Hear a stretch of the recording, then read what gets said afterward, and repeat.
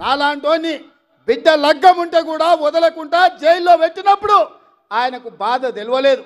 కానీ బిడ్డ జైలుకు పోగానే మోడీ దగ్గర తెలంగాణను తాకట్టు పెట్టిండు. వాళ్ళంతా ఒక్కటైనరు, ఏకమైనరు. ఎట్లయినా మనల్ని పడగొట్టాలి, మనల్ని ఓడగొట్టాలనే కుట్ర జరుగుతుంది. ఎవడు ఎప్పుడు పోయి బీజేపీలో వెళ్తాడో, ముఖ్యమంత్రి జంపు కొడతాడో, ఏమవుతుందో, ముఖ్యమంత్రి ఈడో మాట మాట్లాడతాడు, ఢిల్లీకి పోయి బీజేపీ కొట్టేమని టీవీలో చెప్తాడు. అంటే ఏం జరుగుతుంది? ఎవరికి ఎవడు బీ టీము, ఎవరు కలిసిపోయినరు? 10 ఏళ్ళ 100 ఏళ్ళకు సరిపోయే విధ్వంసం చంద్రశేఖరరావు సృష్టిస్తే ఒకటొక్కటిగా చక్కదిద్దుకుంటూ సంసారాన్ని నిలబెట్టుకున్నట్టు రాత్రి పగళ్ళు మేము కష్టపడుతున్నాం. ఒక రైతు బిడ్డ, ఒక పేదోడి బిడ్డ ఇవ్వాలి రాష్ట్రానికి ముఖ్యమంత్రి అయితే ఎందుకు ఓర్వలేకపోతున్నారు వీళ్ళని నేను అడుగుతున్నా. దొరల బిడ్డలే ముఖ్యమంత్రి కావాలన్నా? కేసీఆర్ తర్వాత కేసీఆర్ కొడుకే ముఖ్యమంత్రి కావాలన్నా?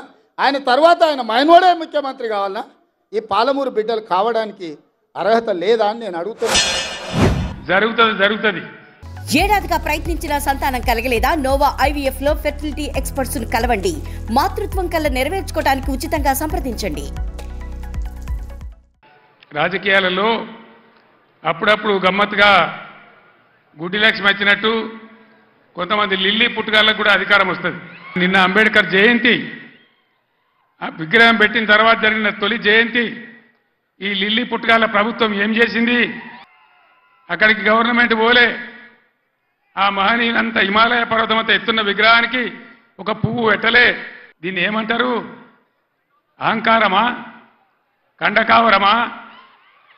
ఏమనుకోవాలి దీనికి? రాష్ట్ర సెక్రటేరియట్ కూడా, సచివాలయానికి కూడా అంబేద్కర్ మహనీయుని పేరే పెట్టుకున్నాం. విగ్రహం కాడికి పోలే. మరి ఆ సెక్రటేరియట్ ఎందుకు కూర్చుంటున్నారు? సిగ్గు లేకుండా కూర్చుంటున్నారా? అది కూడా అంబేద్కర్ పేరు మీదనే ఉన్నది కదా. మీరు ఆలోచన చేయాలి. నేను మీ అందరినీ కోరుతా ఉన్నా, దళిత బిడ్డలను, దళిత మేధావులను నేను కోరుతా ఉన్నా. అంబేద్కర్ గారిని అవమానిస్తే మనం మౌనం పాటించుదామా? దళిత బంధు పెడితే నోరు మూసుకొని పడిందామా?